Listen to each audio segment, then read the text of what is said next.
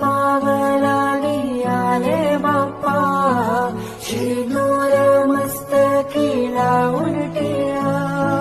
सोन पावलानी आले बाप्पा, शेंदूर मस्तकी लावून टिळा. माझा बाप्पा किती गोड दिसतो, माझा मोरया किती गोड दिसतो. माझा बाप्पा किती गोड दिसतो, माझा मोरया किती गोड दिसतो.